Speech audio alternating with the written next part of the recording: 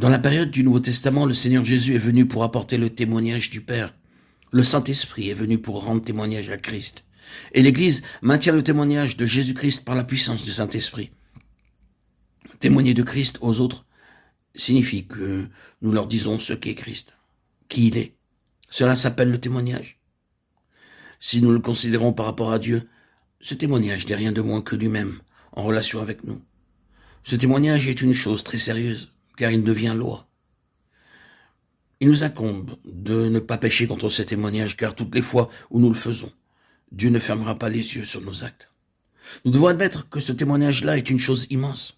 Il est à remarquer que le témoignage auquel nous nous référons ici est différent de celui qui est communément appelé donner son témoignage. La caractéristique de ce témoignage, c'est que par lui, Dieu manifeste sa personne. Par ce témoignage, il nous déclare lui-même quel Dieu vivant il est. Il vient vers l'homme en apportant le témoignage de ce qu'il est lui-même, dans sa nature et dans sa personne. Nous devons confesser que ce témoignage est l'expression d'une réalité spirituelle fondamentale. Tout ce qui n'est pas en rapport avec cette réalité absolue ne peut être en contact avec le témoignage. Nul ne peut en définitive porter le témoignage de Dieu, puisque d'éternité en éternité, le témoignage divin est exprimé par Dieu lui-même. Il est le seul qui puisse nous dire ce qu'il est. Nous pouvons beaucoup parler de Dieu, déclarer ce qu'il est et conclure que nous témoignons pour lui. Mais toutes ces paroles ne sont d'aucune utilité. Nous pouvons dire ces choses des dizaines et des centaines de fois. Malgré cela, le témoignage dont nous avons parlé, qui ne peut être donné par l'homme, il doit procéder de Dieu lui-même. S'il ne parle pas, il n'y aura pas de témoignage.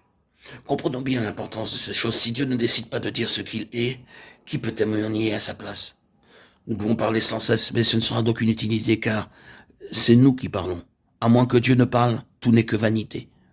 Pour illustrer ce fait, supposons que nous devions témoigner en faveur de quelqu'un devant une cour de justice.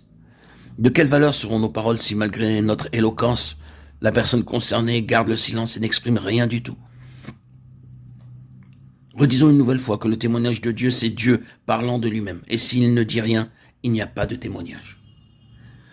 Ainsi donc, témoigner pour Dieu nécessite que l'homme soit en contact avec Dieu lui-même, afin de dire les paroles que Dieu désire prononcer.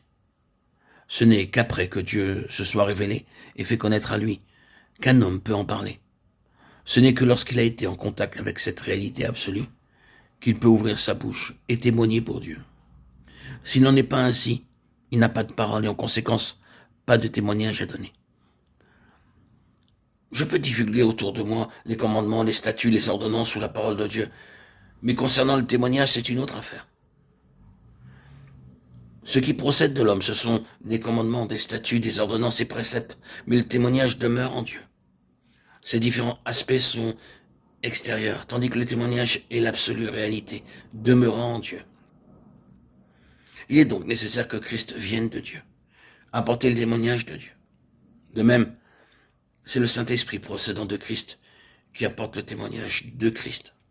Ainsi, celui qui connaît Christ et le Saint-Esprit peut manifester le témoignage de Dieu et de son Christ.